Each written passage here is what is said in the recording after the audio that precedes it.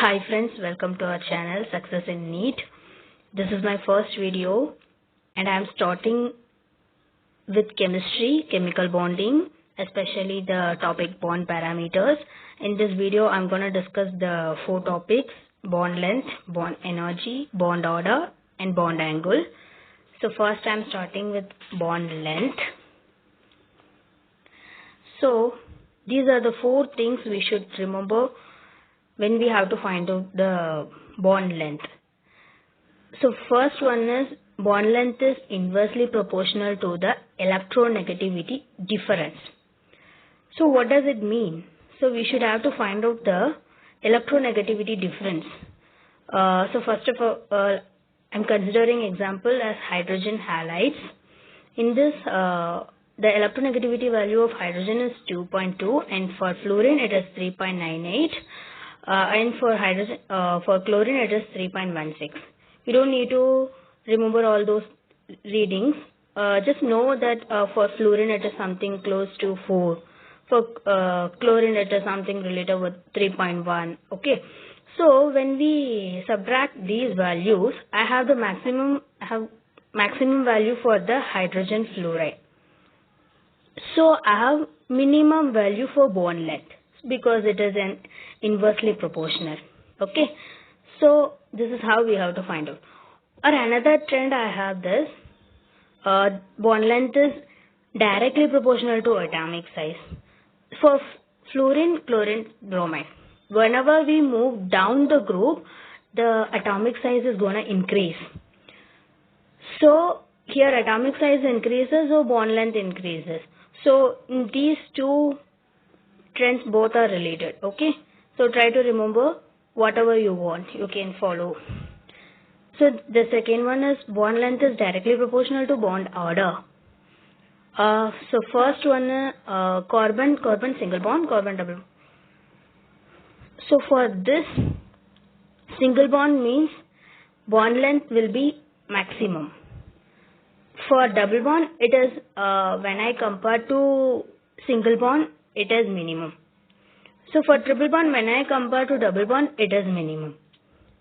So if I consider for single bond, the bond length will be 100. And for double bond, it is going to be 80. Okay. So here we have one doubt. So for single bond, it is 100. For double bond, it is 80. Then what about for the partial double bond? That exists in case of benzene. This is partial double bond. Here the value will be about, this is only for example, this is not the accurate value. I'm just giving you to remember. Okay, this is not the accurate value. So then for bond length is directly proportional to inversely proportional to percentage of S character. So if I consider sp3, sp2, sp, so the percentage of S character in sp3 is 25%. In sp2 it is 33 point something, 33.3. For sp it is 50%. If you don't know this, how to find out, let me know in the comment section. I'll let you know in the next video. Okay, so here the percentage of S character is minimum 25%. So the bond length is maximum in this case. Okay, so this is I tell you already in the first order. So that is directly proportional to atomic size. Here the atomic size increases, so the bond length is increasing. Next one is bond energy. So bond energy, here we have only two trends. Bond energy is directly proportional to bond order. So this is because bond energy is nothing but the energy required to break the bonds. Okay, so single bond, double bond, triple bond. When we compare the bonds, here more number of bonds, 3 bonds will be there. So more number of bonds, more the strength. So we have to give more energy to break the bond. So bond energy is directly proportional to bond order. The second one is bond energy is inversely proportional to bond length. How it is inversely proportional? So for this I want to tell you an example. For example, the interaction between a teacher and the first bench student and the interaction between a teacher and the last bench student. You know, the first bench student and the teacher, they have a close distance. So the interaction was maximum. So he listened to the teacher very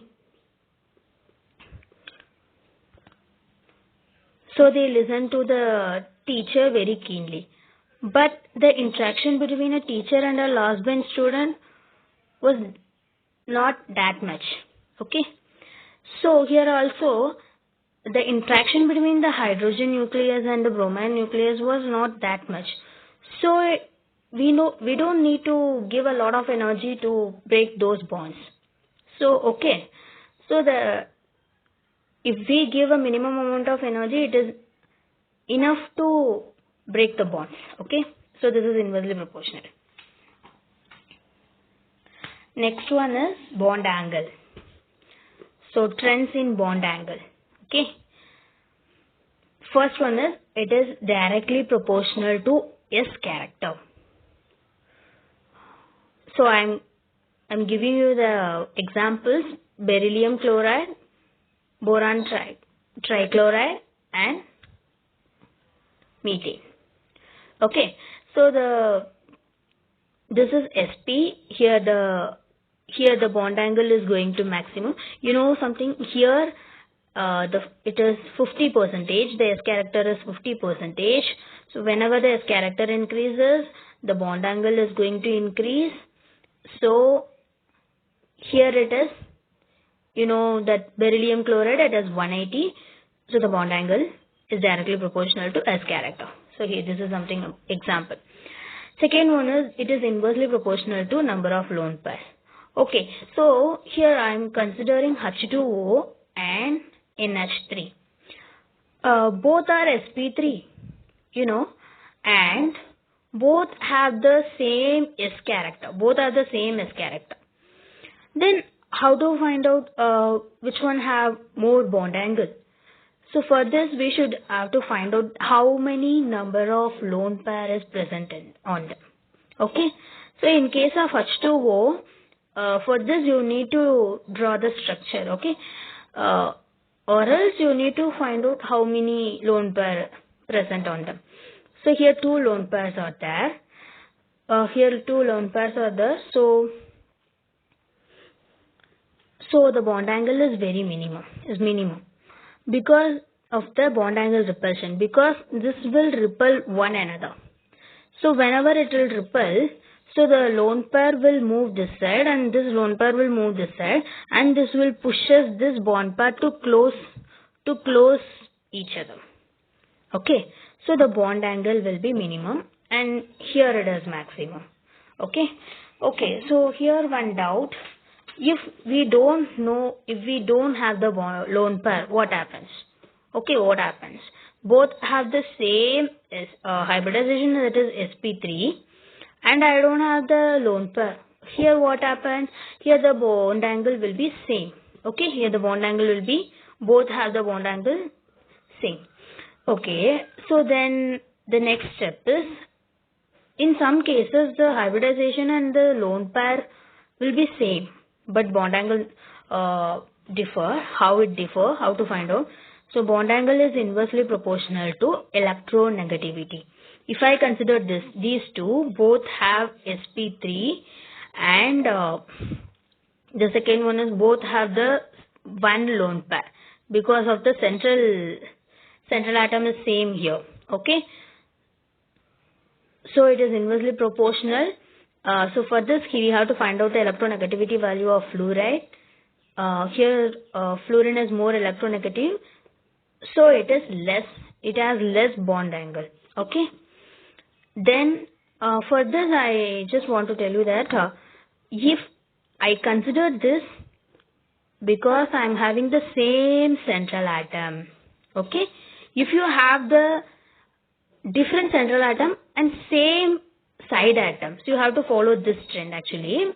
BA, that is bond angle, is directly proportional to the electronegativity value of central atoms and inversely proportional to the electronegativity of side atoms. If I consider this example, okay, imagine here the side atom is going to be same, okay, and the central atom differs, okay. So I have to find out the electronegativity. We know that electronegativity decreases down the group. So here electronegativity is minimum. So it is directly proportional in this case. Okay. So central atom means it is directly proportional. So whenever the electronegativity minimum means bond angle also minimum. Okay. And we have another trend also, that is it is directly proportional to size. Okay. Just listen that both are reciprocal. Okay. This is central atom by side atom. This is central side atom by central atom. In case of, if we consider the size, okay. So here I am considering central atom, okay. It is inversely proportional. Sorry guys, it is inversely proportional because the size will increases when we down the group. So it has maximum size. So the bond angle is minimum. Okay. So can you tell me the order for this? Just try to solve this question. Actually, when we compare BF3 with others, okay, BF3, they don't have lone pair in them. So what I told you already, it is inversely proportional to lone pair. All these three have lone pair, but it doesn't have lone pair.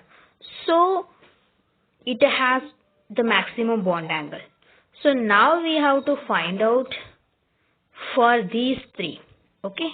So which one will be maximum? For these three, you don't need to do a lot of things. This trend. Okay. For nitrogen and phosphorus, the size, it is inversely proportional to the size of the central atom. So when I compare these two, this has the minimum. So when I compare these three, already I told you NS3 is having maximum. So this is going to be the trend. Okay. And then for bond order. So bond order is directly, this is nothing but the bond number of bonds formed between two atoms. This is directly proportional to stability. Actually, majority of the people follow this trick to find out bond order. So we have to find out the number of electrons in a particular compound.